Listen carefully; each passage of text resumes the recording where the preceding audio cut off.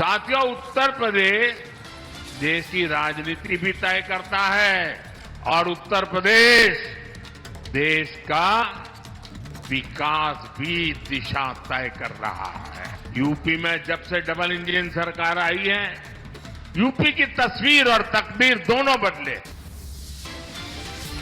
UP के आजमगढ़ में बोले मुख्यमंत्री योगी आदित्यनाथ, कहा पिछली सरकारों में अपराध और माफिया राज का गढ़ था आजमगढ़। इस आजमगढ़ को पिछली सरकारों के कारण अपराध और माफिया गतिविधियों का गढ़ बना दिया गया था।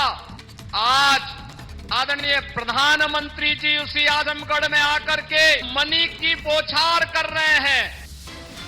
आजमगढ़ में सीएम योगी ने लगाए अब की बार फिर मोदी सरकार के नारे, कहा 10 साल में आजमगढ़ की पहचान बदल गई है। जनसे की आवाज आ रही है 2024 में फिर एक बार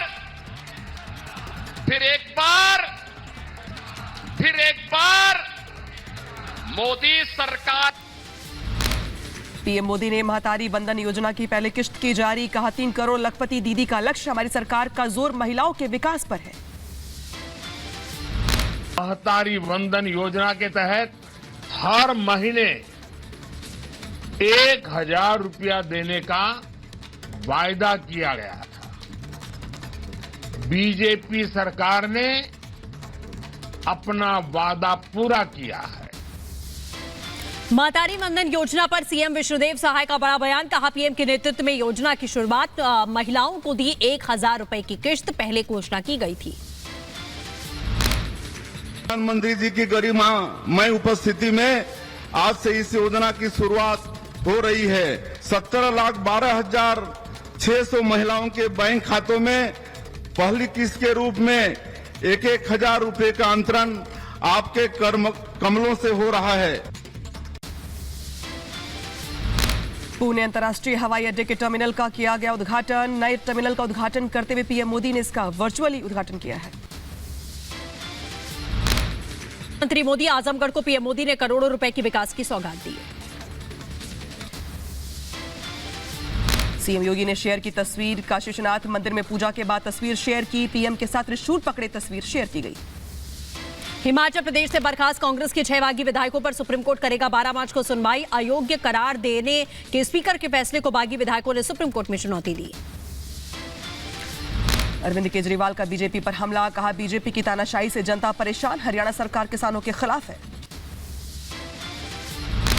अभी जब आप किसान हरियाणा के, पंजाब के किसान दिल्ली जाना चाहते थे, बॉर्डर के ऊपर उनको रोक लिया गया।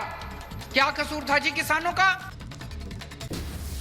चुनाव को लेकर अरविंद केजरीवाल ने महिलाओं को दिलवाई कसम, कहा पति मोदी मोदी करते हैं तो रात को खाना मत देना, पत्नी को अपने सर की कसम दिलवाना।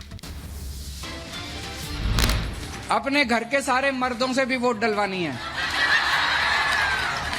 कई मर्द मोदी मोदी कर रहे हैं, अपने सर की कसम खिला देना सबको।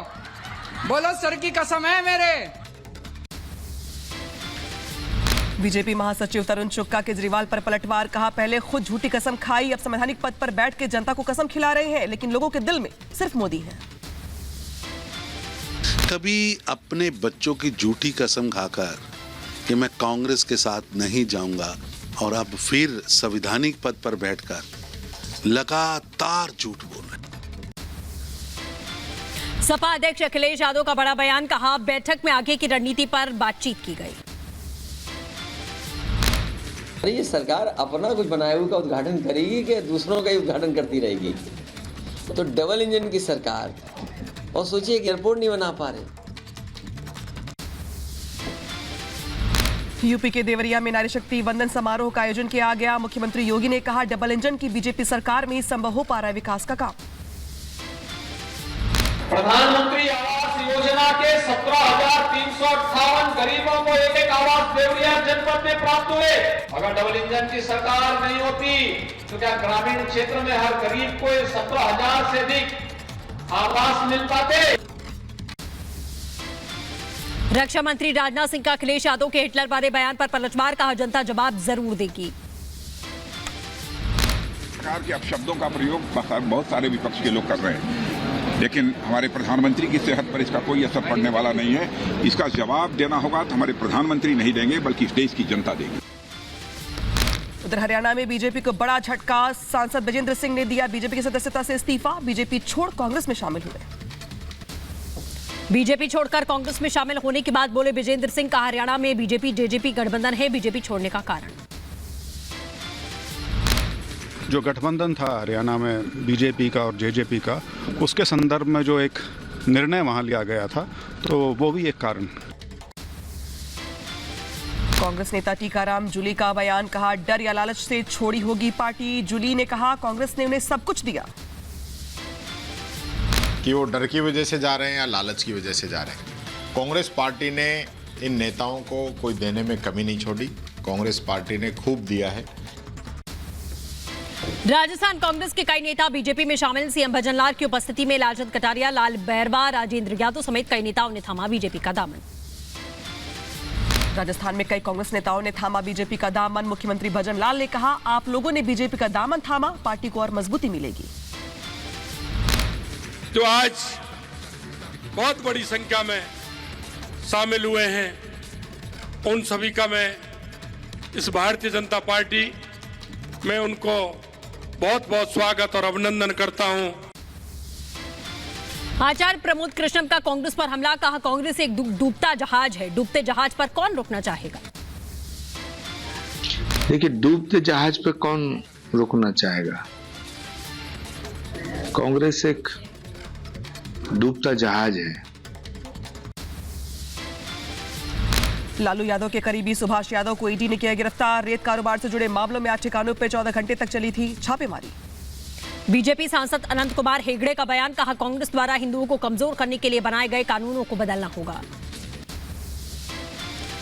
चुनाव आयुक्त के इस्तीफे पर कांग्रेस महासचिव केसी वेणुगोपाल का बयान। कहा भारत सरकार स्वतंत्र और निष्पक्ष चुनाव नहीं चाहती है।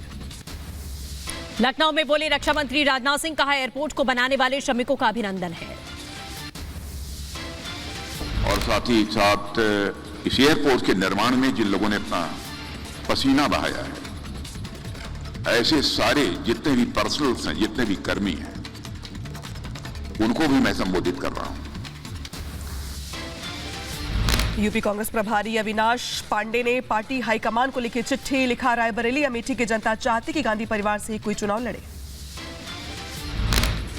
इन दोनों सीटों पर गांधी परिवार से ही कोई लड़े, ताकि यहाँ के कार्यकर्ताओं की भावना का सम्मान हो और साथ ही साथ इसका एक मैसेज पूरे उत्तर प्रदेश में जाए, जहाँ कार्यकर्ताओं के मनोबल में काफी बढ़ोतरी हो।